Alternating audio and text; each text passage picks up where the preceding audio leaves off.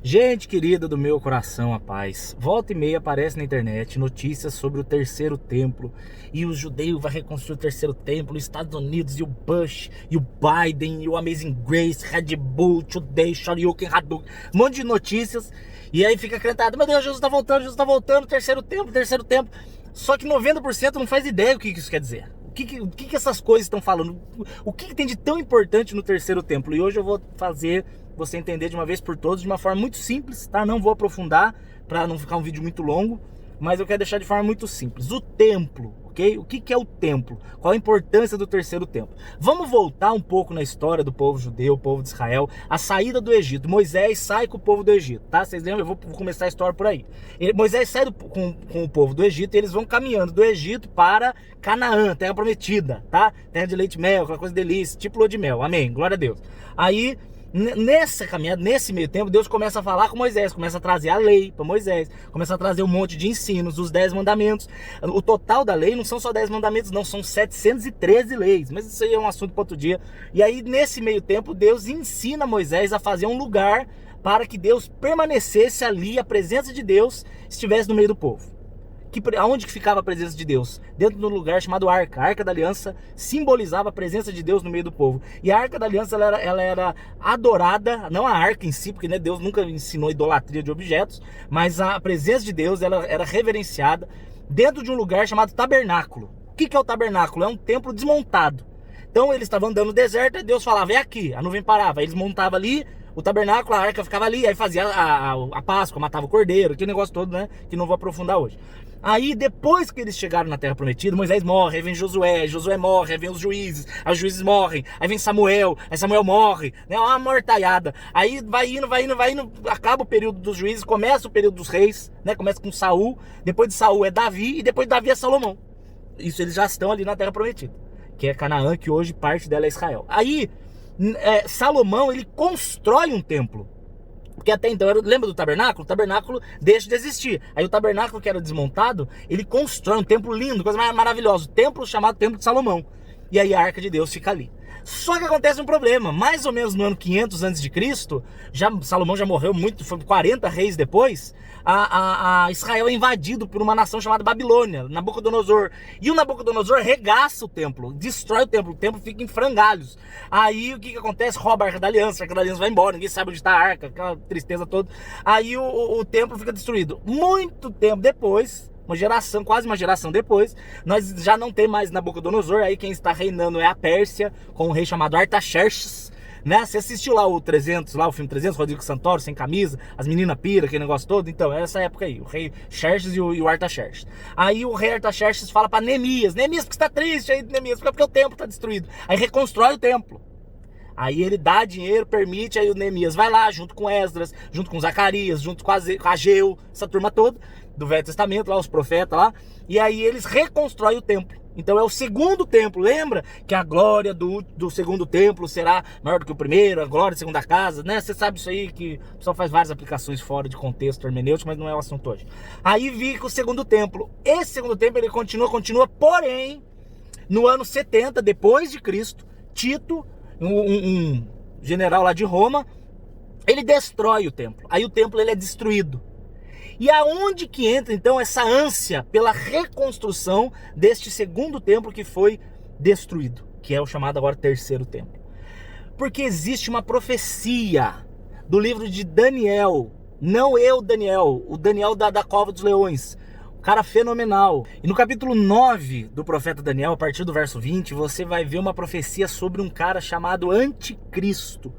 Um cara que virá e ele vai governar essa terra, e ele, a presença dele, o ato dele estar sendo levantado para governar a terra, mostra os momentos antes do chamado Armagedon, que é o fogo que vai destruir a terra, que ele acontece um pouquinho antes do início do milênio, né, os 1000 anos de Jesus aqui na terra, tal, que eu creio que é literal, e não é o assunto de hoje também, porque tem gente que descreve, né, cada um com seus problemas. Mas esse anticristo, ele mostra o surgimento do anticristo, mostra a urgente redenção para sempre dos filhos de Deus, tá? Aqui eu não quero entrar no pré ou pós da igreja, porque não é o que interessa. Eu quero falar para você do terceiro templo. E o que tem a ver o terceiro templo com o anticristo? O problema é que o anticristo, ele irá se assentar no templo, como se ele fosse o próprio Deus. Mas para ele se assentar no templo, é necessário que exista um templo. Hoje, estou gravando esse vídeo em 2021, sabe-se lá quando que você vai assistir esse negócio, não existe templo, porque o templo, como eu falei, no ano 70, ele foi destruído. Lembra? No 500 a.C., foi destruído pela Babilônia. Aí um pouco menos de 100 anos depois, Artaxerxes dá dinheiro para Neemias, Neemias junta com Esdras, reconstrói o templo. É o segundo. Esse segundo templo foi destruído no ano 70. Então hoje só existe parte do templo que é chamado de Muro das Lamentações. O Muro das Lamentações é uma parte muito pequena de todo o templo que foi destruído. E hoje, no lugar onde é o templo, existe uma mesquita muçulmana. Então você imagina a zona que dá lá. É judeu querendo o templo e o muçulmano não tá deixando. E fica aquela guerra raiada, Palestina, Israel, e bomba, tiro, porrada, bomba, gritaria. Infelizmente, eu odeio isso, que o Senhor Jesus venha resolver isso logo. Mas para que o anticristo cumpra a profecia, ele precisa se assentar no templo. Só que como não existe o templo, então é necessário que o terceiro templo seja reerguido. Por isso esse desespero. Quero ler para vocês aqui 2 Tessalonicenses para aprofundar um pouco mais. Aqui na carta de 2 Tessalonicenses você vai ver Paulo acalmando o coraçãozinho aflito dos irmãos da cidade de Tessalônica, porque eles estavam sendo perseguidos por Roma. Okay? Ser crente, ser cristão, seguir Jesus Cristo era um crime nesse momento. Então eles estavam sendo perseguidos, jogado lá você assistiu, já deve ter visto o filme, né? Jogava lá no leão, nos gladiadores lá do Coliseu, e o leão comia a turma toda lá, aquele horror, e eles morreram tudo cantando louvor. Tem uns relatos de Nero, que Nero odiava matar crente. Ele amava matar crente, mas ao mesmo tempo ele odiava, porque ele tem escritos, tá? Isso é história. Onde Nero dizia assim: eu odeio matar esses crentes porque eles morrem cantando. Claro que a gente morre cantando. Matar a gente é um favor que você faz, porque eu vou pra casa de uma vez. Fiquei tudo chorando, ai, morreu. Por que você tá chorando? Se o cara morreu em Jesus, ele tá na festa. Ele está na festa, meu Deus do céu. Deixa o cara ir pra festa, para de chorar, porque lógico que dá saudade, mas a pessoa que morre em Jesus, ela tá bem. Quem tá lascado somos nós nesse mundo mal, que jaz do maligno, que misericórdia. Mas enfim, aí o povo tava achando que essa perseguição era o início das dores e era já o início ali da tribulação e da grande tribulação. Aí Paulo acalma, ele fala: gente, calma aí o coraçãozinho, acalma, apaga aí o fogo do parquinho. Olha o que ele fala: irmãos, eu rogo vocês, pela vinda do Senhor Jesus Cristo e pela nossa reunião com Ele, que vocês não movam facilmente do entendimento. Não vos perturbeis, quer que seja por algum espírito, que não é um espírito de Deus, que é um espírito mau, de engano, né, de falsos profetas, quer que seja por alguma pregação, quer que seja por alguma carta, como se viesse de nós, como se o dia do Senhor já estivesse perto. Olha só o que ele fala: não deixe que ele se engane, porque não virá o dia do Senhor, preste atenção aqui, 2 Tessalonicenses 2, sem que antes venha a apostasia e seja manifestado o homem do pecado, o filho da perdição, seja manifestado o anticristo. Eu só quero dar um parênteses aqui rápido na apostasia. Eu tô fazendo esse vídeo o mais rápido possível, para não ser um vídeo longo, mas ao mesmo tempo eu não posso deixar de falar os detalhes importantes, certo? A apostasia aqui, muitas pessoas interpretam de formas diferentes. Tem gente que interpreta que a apostasia aqui é a igreja subir.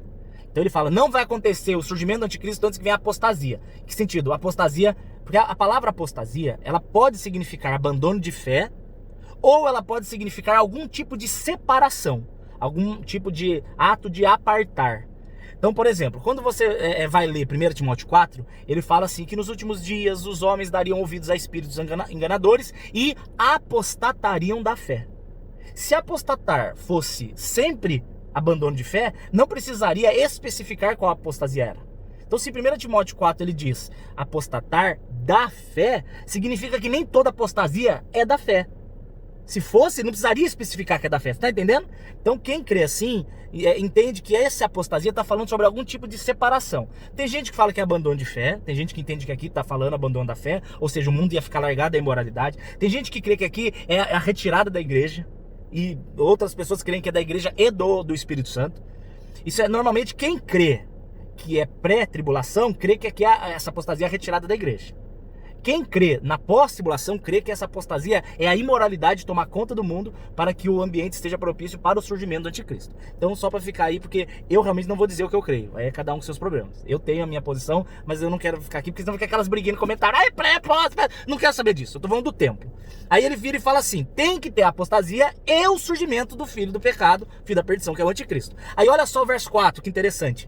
Ele se opõe e se levanta contra tudo o que se chama Deus, ou tudo que é digno de adoração. Então, em outras palavras, ele vai tentar quebrar todo tipo de valor celestial. Moralidade sexual, preservação da vida, preservação da família, amor ao próximo, arrependimento do pecado, salvação em Cristo Jesus, o único Senhor é o Senhor Jesus. Tudo que vai contra isso é espírito do anticristo.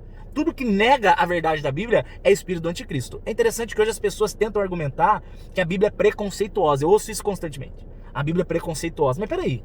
Para você considerar que a Bíblia é preconceituosa, então você está considerando que a Bíblia vai contra o seu conceito. A Bíblia é preconceituosa no sentido que o seu conceito é o correto. Então você está colocando que você tem uma autoridade superior à do próprio Senhor, que manifestou sua vontade através das Escrituras. Então, na verdade, você vê pessoas tentando se colocar acima de Deus. Elas são pior que o anticristo, porque o anticristo quer imitar Deus. Tem pessoas que, quando ela considera que a Bíblia é preconceituosa, que a Bíblia está errada, ela está se colocando acima de Deus. É pessoa pior que o anticristo. Mas enfim, aí ele fala assim, que ele se levanta contra tudo que se chama de Deus, de sorte que, olha o verso 4, se assentará como Deus no templo de Deus, querendo parecer com Deus. Então Paulo está dizendo que antes que venha o dia do Senhor, antes que venha o início do milênio, antes que venha, né, do final do milênio, aí tem o trono branco, a descida da Nova Jerusalém, não é o assunto de hoje, né, você vai ver lá Apocalipse 19, 20, 21. Antes que isso aconteça, é necessário que o anticristo surja e se assente no templo. Por isso que quando você vê falar sobre terceiro templo, fica todo esse frisson, fica essa galera, fica, meu Deus, terceiro templo. Por quê? Porque levantando-se o terceiro templo, fica mais do que evidente que muito em breve se assentará nele o anticristo como sendo o próprio Deus. Quem crê na pré-tribulação, não é necessário que o terceiro templo seja levantado e o anticristo seja manifestado para que a igreja seja resgatada, o que torna o negócio mais grave ainda. E quem crê na pós-tribulação, ou seja, que a igreja passa pelos 7 anos, então essas notícias do terceiro templo deixam com o cabelo mais em pé ainda, não de medo, tá?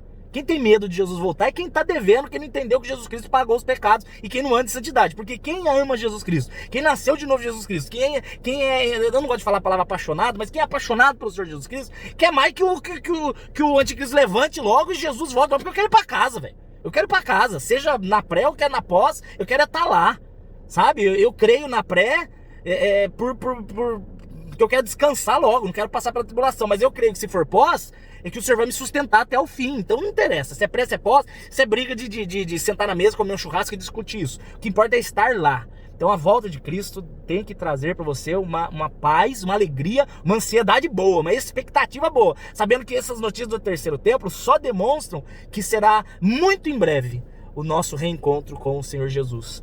Porque é necessário, de novo, só para deixar de uma forma muito simples, levantando-se o terceiro templo, reerguendo-se o terceiro templo, fica preparado o trono para que o anticristo reine, como se ele fosse Deus, enganando o mundo, e muito, muito pouco tempo depois, no máximo 7 anos no caso, né, que são 7 anos do Apocalipse, caso não seja pré, caso realmente o arrebatamento seja pós, no máximo 7 anos depois, nós estaremos para sempre em casa. Glória a Deus, Jesus é bom. Entendeu o porquê de toda essa emoção do terceiro templo? Eu sou o pastor Júnior Assad. Que tenha ficado claro. Eu sou péssimo para explicar as coisas, mas Deus é bom, Ele usa mula, Ele usa o hipopótamo aqui, e Deus abençoe você.